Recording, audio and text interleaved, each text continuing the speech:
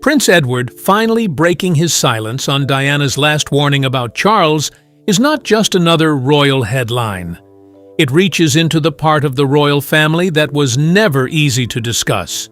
What Diana feared, who stood close enough to see it, and why so many people stayed quiet after she was gone. Edward was not a distant observer. He was Charles's youngest brother, Diana's brother-in-law, and one of the few royals who saw the family from the inside while the public only saw the image. That is what makes his silence so unsettling. For years, he avoided the question that sat between loyalty and truth. Now that silence feels impossible to separate from Diana's final fears. So what did Prince Edward finally acknowledge? And why did it leave the palace shaken? The warning became public in 2003, 6 years after Diana died. Paul Burrell, her former butler, produced a handwritten note he said she had given him in October 1993. Diana described that period as the most dangerous phase of her life. Then she recorded the image that would haunt every later reading of the page: an accident involving her car, brake failure, and a serious head injury. The most alarming part came after it.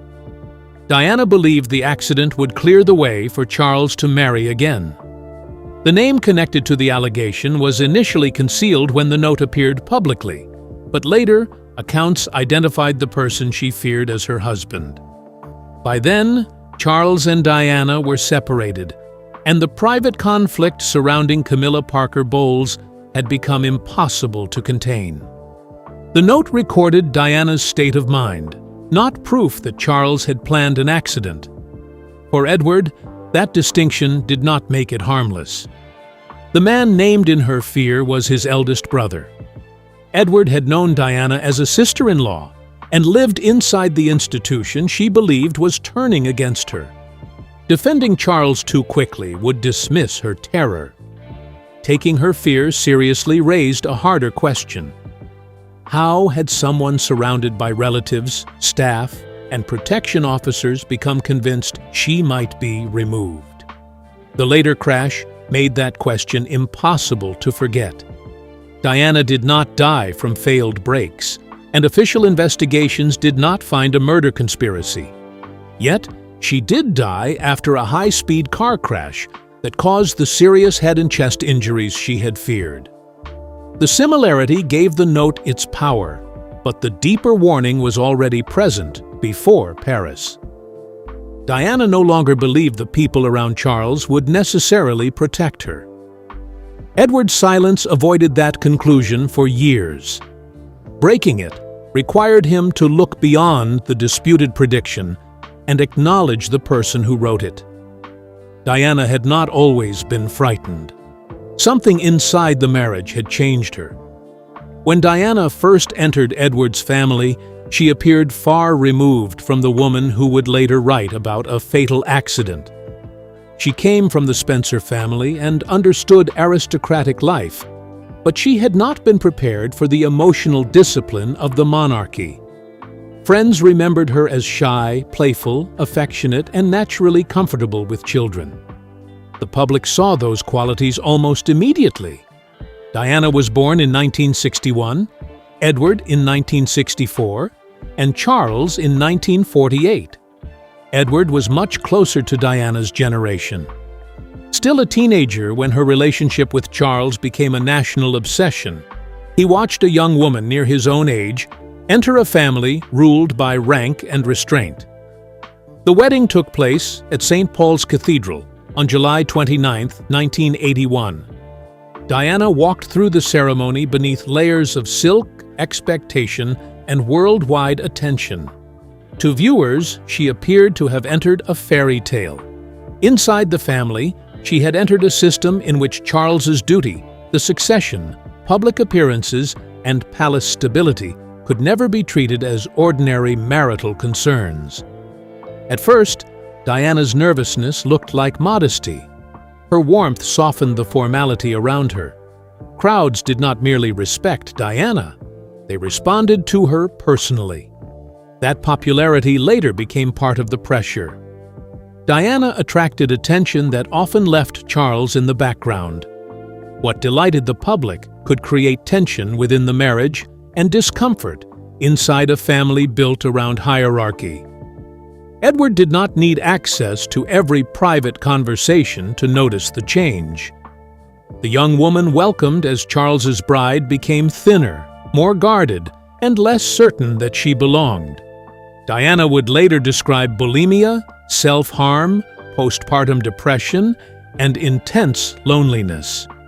Those admissions made her early photographs difficult to view as simple images of happiness. The smiles were real at times, but so was the distress forming behind them. Edward's eventual reckoning with her warning had to include that transformation. The woman who feared a car accident had once trusted the family enough to join it. The first damage appeared before the wedding celebrations had fully faded. Diana realized that Charles had entered the marriage carrying an attachment he had never left behind. Camilla Parker Bowles had known Charles before Diana became his wife. Their closeness belonged to a period the palace expected marriage and duty to settle. Camilla married Andrew Parker Bowles. Charles married a young woman considered suitable to become queen. On paper, the past appeared contained. Diana soon discovered that emotional history did not obey the arrangement. Shortly before the wedding, Diana learned that Charles intended to give Camilla a bracelet. The piece was linked to the initials or private names they used for one another. Diana understood it as evidence of an intimacy continuing beneath the engagement. She considered ending the wedding, but the ceremony was already moving toward her, with the force of the monarchy behind it. The reminders continued during the honeymoon. Diana later recalled Camilla's photograph falling from Charles's diary and noticed cufflinks connected to her. Each object could be explained separately. Together, they told Diana that the woman she had been assured belonged to Charles's past still occupied his thoughts. Edward was not part of the honeymoon, but he belonged to the family presenting the marriage as secure. He watched Diana perform happiness while questioning whether Charles had chosen her completely. He was not responsible for his brother's decisions, but his silence helped the conflict remain hidden. Diana did not experience Camilla as an ordinary former girlfriend. She experienced her as a continuing presence inside a marriage that required Diana to smile, produce an air, support Charles, and never expose how emotionally displaced she felt.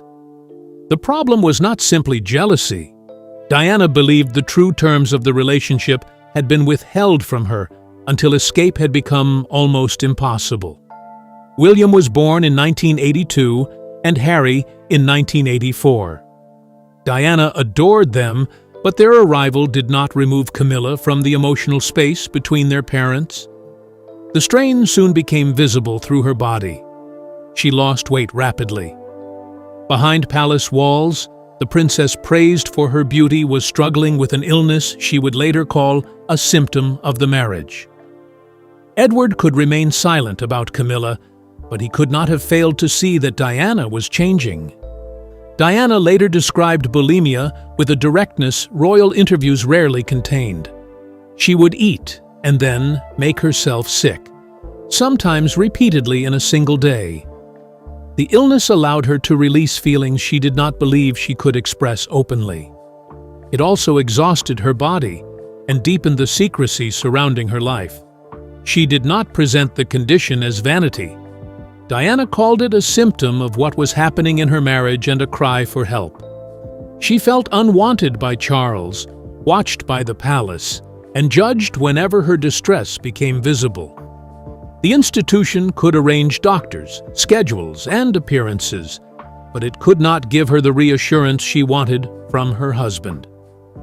Edward was young during those first years, but the family could see the physical change.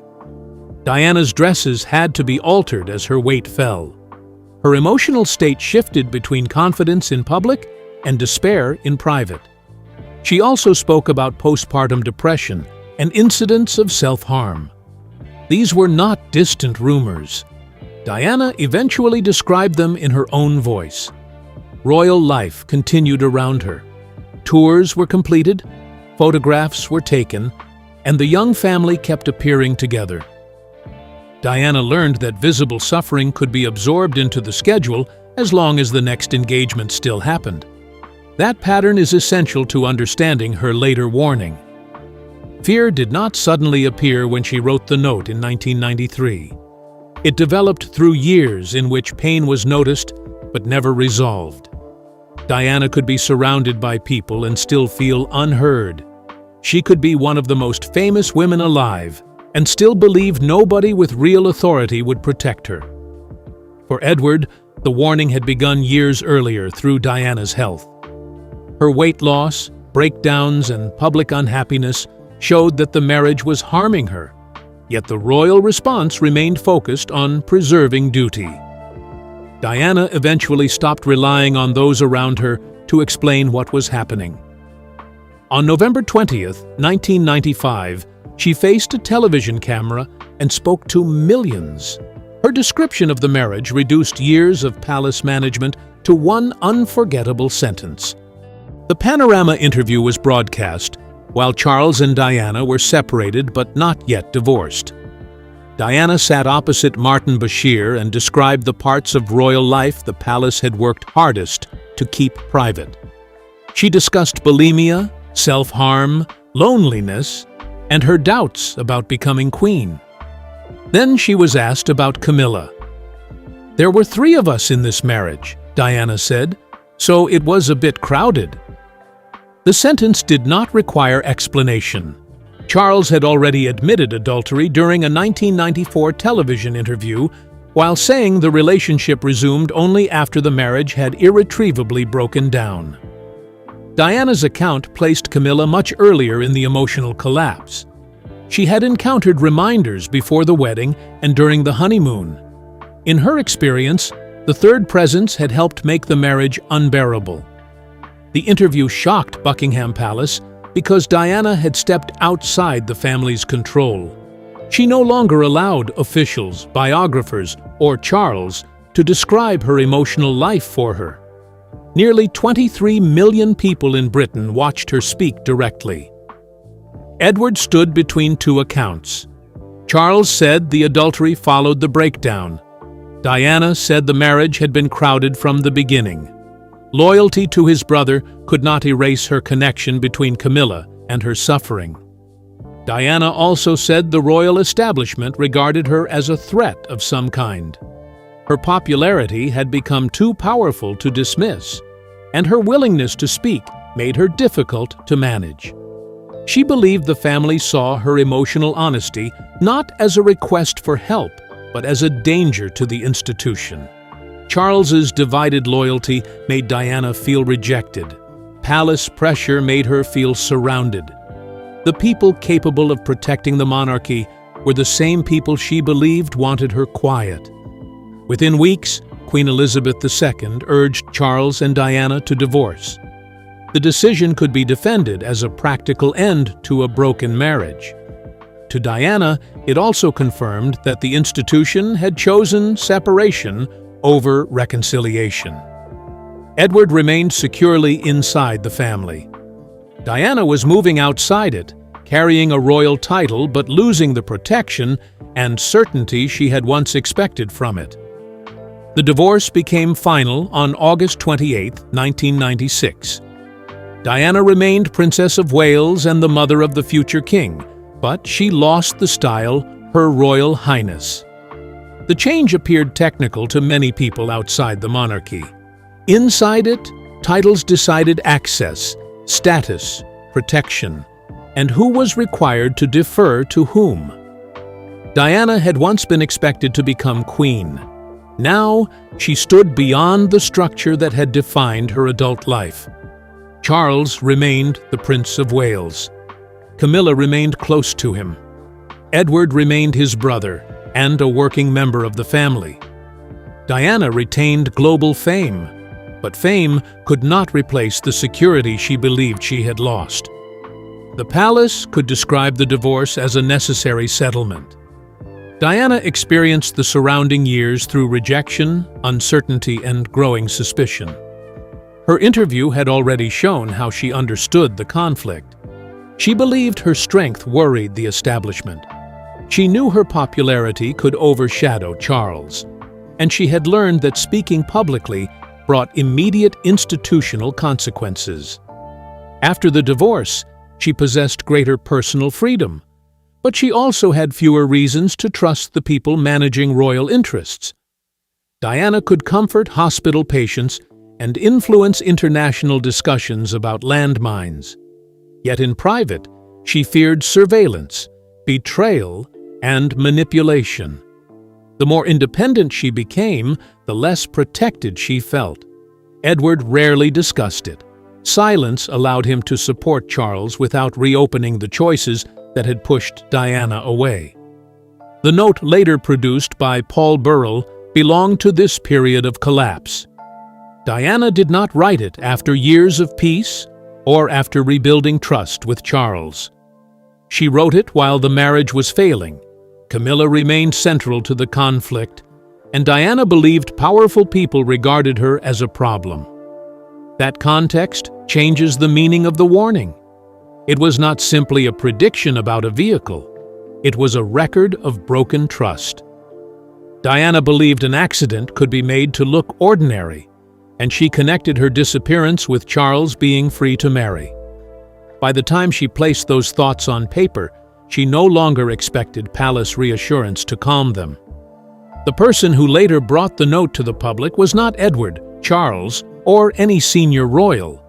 It was the man who had served inside Diana's private household and seen the fear she concealed from official appearances. Paul Burrell had worked for the royal household before becoming Diana's butler. He occupied a difficult position, close enough to witness private routines, but never equal to the family members whose decisions shaped them.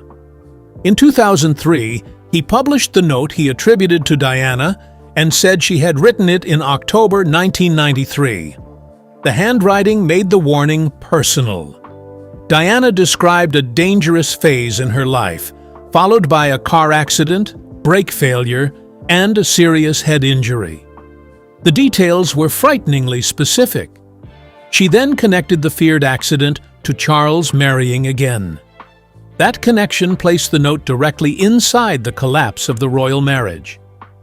Diana did not appear to be warning about a random enemy. She was describing danger through the relationships and power surrounding her former future as queen. Burrell's disclosure created controversy, but arguments about the feared plot could not remove the central fact. Diana had written words showing how unsafe she felt. For Edward, the note created a painful boundary. He could not claim to have witnessed a plan because no reliable account placed him inside one. He could not confirm mechanical sabotage because the later investigations found no such evidence. But he also could not reduce the page to meaningless drama without dismissing the emotional condition of a woman he had known for 16 years. That is where his silence became significant. Edward had watched the family's public response to Diana's distress. He knew how firmly the institution protected Charles and how uncomfortable it became when Diana spoke outside approved channels. The warning showed what that experience had produced inside her mind. If Diana had believed she could bring the fear safely to Charles's family, she might not have left it with her butler. Instead, the note remained outside the official royal record until Burrell revealed it years after her death. Then, the details on the page collided with the event nobody in 1993 could have seen coming. On August 31, 1997, a Mercedes carrying Diana entered the Pont de l'Alma tunnel in Paris at high speed. It struck a pillar. Diana suffered catastrophic injuries and never returned to Britain alive. Diana spent the final hours of her life in Paris with Dodi Fayed. Shortly after midnight, they left the Ritz Hotel in a Mercedes driven by Henry Paul. Bodyguard Trevor Rees-Jones sat in the front passenger seat. Photographers followed as the car moved toward the Pont de l'Alma tunnel. the Mercedes entered at excessive speed and crashed into a pillar. Dodi Fayed and Henri Paul died at the scene. Diana was taken to Pitié-Salpêtrière Hospital, where doctors tried to save her. She died in the early hours of August 31, 1997. Trevor Rees-Jones survived with severe injuries. French and British investigations examined the crash in enormous detail. They identified Henri Paul's impairment, the speed of the Mercedes, and the pursuit by photographers among the central factors. Operation Paget later concluded there was no credible evidence of a conspiracy to murder Diana. Those findings answered the legal question.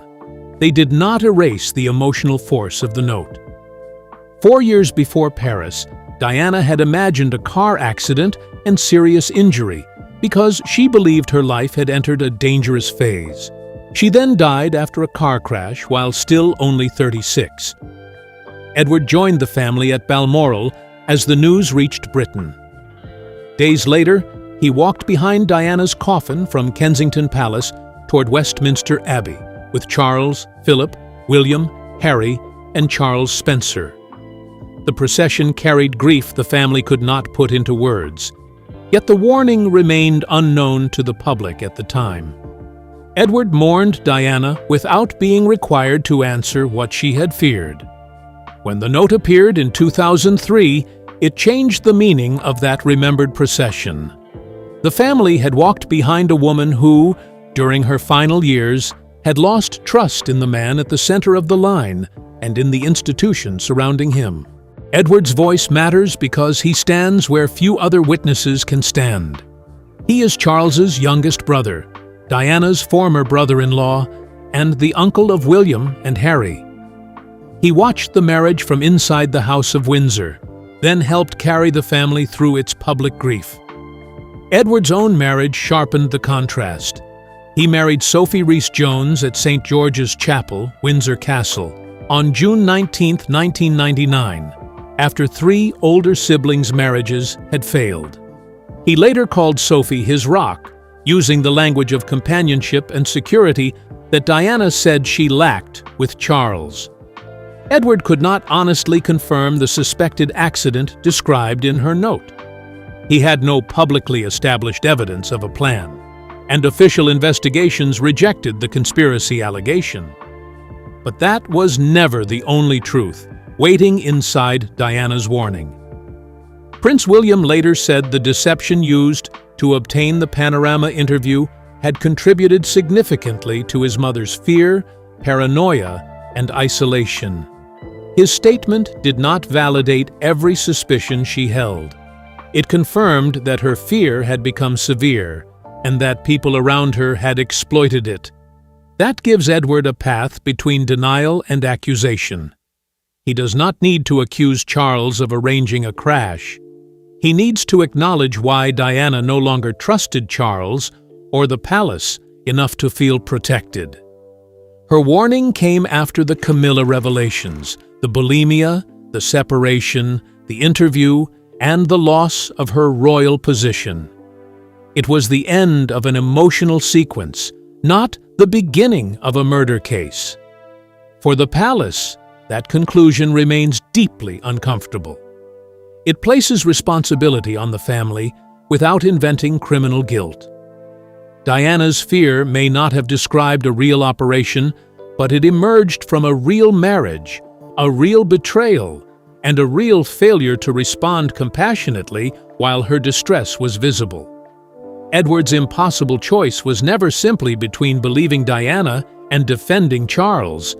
It was between protecting the family's preferred version of the past and accepting that Diana's suffering had reached an emergency long before the crash.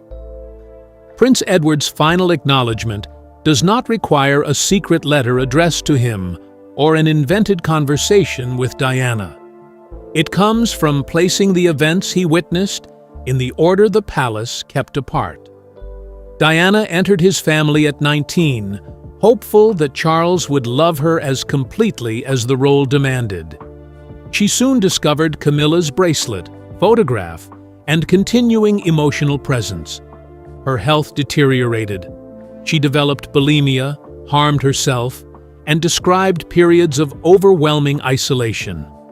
When she finally spoke publicly, she said the marriage contained 3 people, and that the royal establishment regarded her as a threat. The divorce removed her from the institution without restoring her trust in it. Then, the handwritten warning revealed where that distrust had led. Diana feared a car accident, brake failure, and a serious head injury. She connected her removal to Charles being free to marry again. 4 years later, she died after a car crash in Paris. The investigations found no conspiracy. Charles eventually married Camilla in 2005. Both facts belong in the same ending because neither cancels the other. The official findings explain what investigators concluded about the crash. Charles's later marriage explains why the final line of Diana's warning continued to disturb people who remembered it. What Edward finally confirms is not that Charles ordered Diana's death. It is that Diana's warning cannot be dismissed as a sentence floating outside her marriage. It grew from years of divided loyalty, untreated distress, palace pressure, and the belief that the family saw her as a problem rather than a woman asking to feel safe. That is the truth capable of shocking the palace. Edward can remain Charles's brother and still recognize that Diana reached a level of fear no family should ignore. His silence once protected royal unity. Breaking it changes the question. The issue is no longer whether every detail Diana feared came true. It is why she believed it could. Edward walked behind Diana's coffin and saw the sons who would spend adulthood explaining how her death shaped them. He later watched Charles build the life with Camilla that Diana believed had been waiting beyond their marriage. Diana's last warning was not only about a car, it was about trust that had completely collapsed. Prince Edward finally forces the palace to face what his silence avoided for years. Whatever happened inside the Pont de l'Alma tunnel, Diana had already stopped believing Charles and the royal family would keep her safe. If someone inside that family had treated her fear as a cry for help, instead of another threat to control her final years, might have felt very different. That question cannot change the night in Paris.